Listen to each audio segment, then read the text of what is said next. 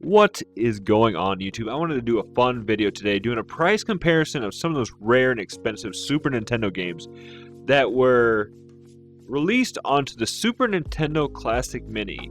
Now, this came out, I think it was back in 2017. I was lucky at the time working at Walmart, and when they released them, I snagged one right away because I think a lot of you remember that when the Nintendo Mini came out itself, scalpers and everybody picked those up, and some of those were selling for ridiculous prices like $200 to $250, so I wanted to make sure I got one.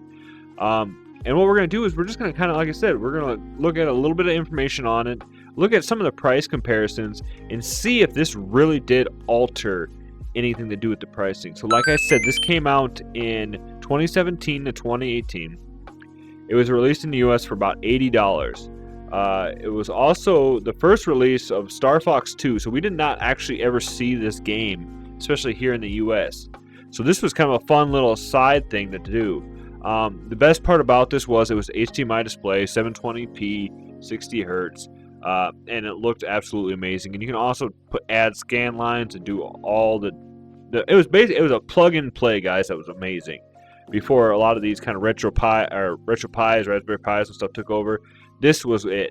This was awesome to have. Like I said, I was so thankful to get one. And it had some of the greatest games on the Super Nintendo. You know, Donkey Kong Country, Star Fox, like I said, Star Fox 2 that we never actually got to play, which if you guys haven't played that, make sure you play it now because it is very fun. Super Castlevania, Super Mario Kart, Super Mario World, Yoshi's Islands, Metroid, Link to the Past, you know, every single amazing game on this thing. It was absolutely a powerhouse. Like I said, plug and play. So like I said, I wanted to do kind of a fun little comparison video. We're going to look at some of these prices before they released on the Mini and see if it kind of changed afterwards. So I had a theory before I kind of pulled up some of the stuff that I thought that, you know, yeah, obviously it was hard to find Earthbound. It was hard to find Final Fantasy 3.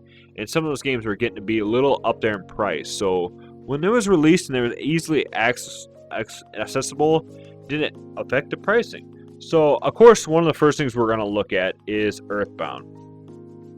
So as you can see here, I'm pulling up my handy-dandy price charting. If you are not familiar with price charting, it is a website that you can go to basically research the pricing and the difference in games. And as you can see here, we have a sweet diagram of what's been going on. We can look at the loose price, we can look at the complete price. And what is very awesome about this is it will show you exactly what it's been selling for on average, where at.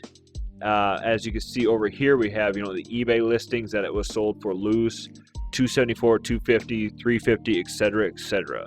So I love this website, and I wish they want to sponsor a future video.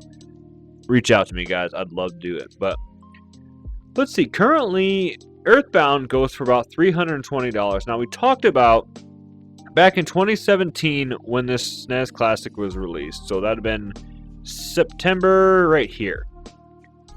As you can see, at that time, I mean, this is, what, 7 years ago? Almost half the price it is today. And that was kind of just going off of what was going on before that. But you can see here, September 2017, we zoom in a little bit.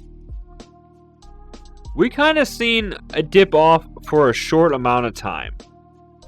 Basically, it lowered down here in January, almost 4 or 5 months later, it lowered down to $131, guys.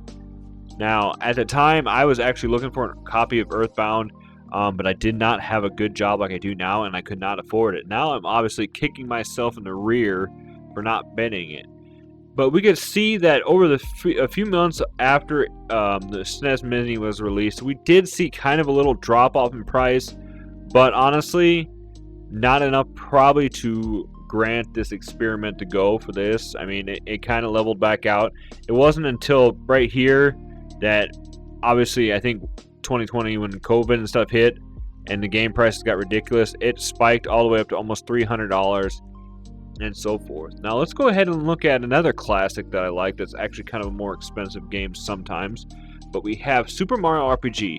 Now, Nintendo recently released this on a Switch, so you can kind of see there's a Switch remaster that came out. So we'll look at that a little bit too.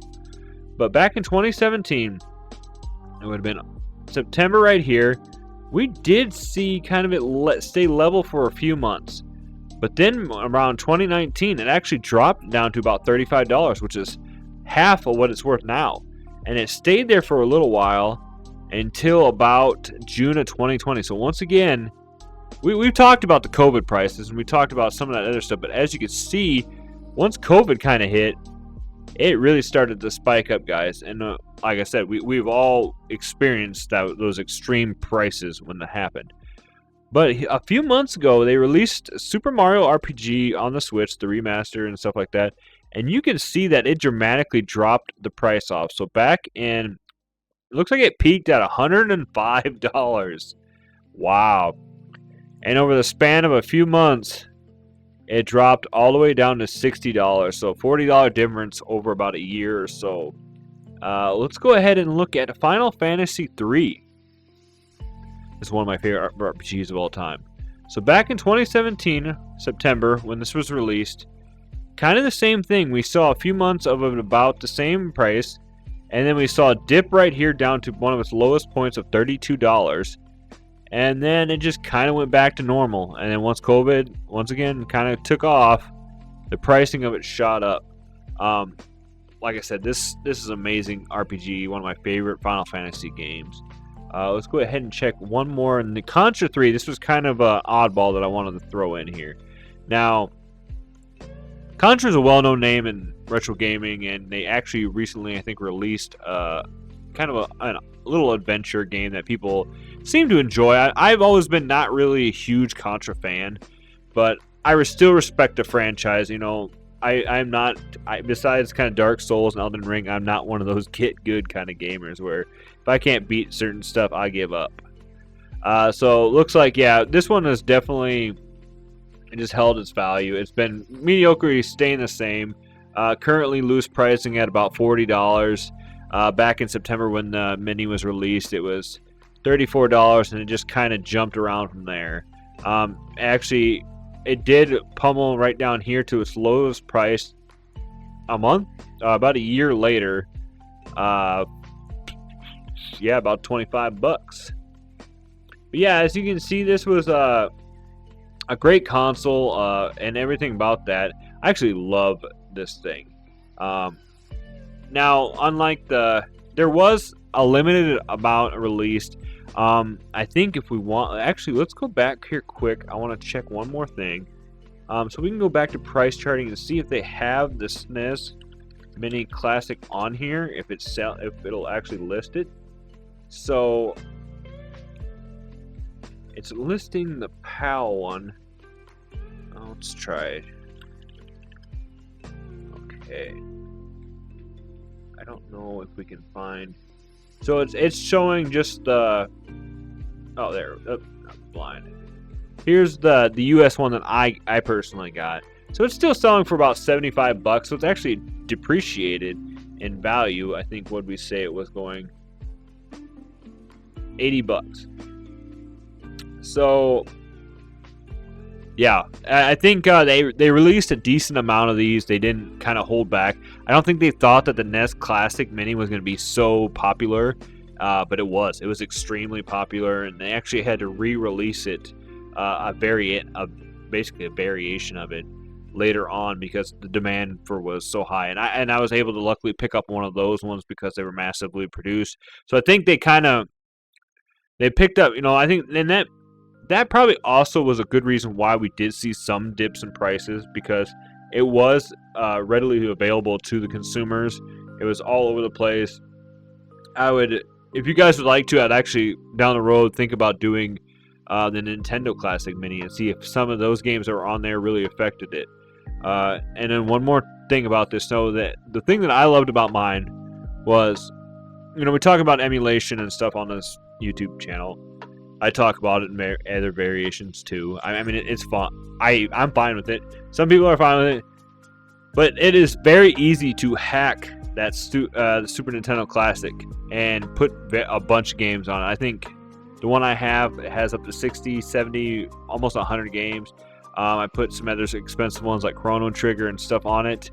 Other games that I want to play, and I absolutely love that thing. You can buy Bluetooth attachments for it, so you can actually play with a wireless controller, which is awesome too. The one thing I did not like at all was that these cords are only about, I think it was 3 feet long. And it doesn't sound that bad to you, but it is when you're trying to play it, guys. You literally have to sit right up to it. So if you can get kind of like an 8-bit do or whatever variation, I think I've said variation a lot in this video. If anyone wants to count how many times I've said it, put it in the comments below. But yeah, the controllers were very short cords. It kind of sucked, but it is what it is. It was interesting to have. Yeah, you can get an 8-bit do Bluetooth controller and fix that problem instantly.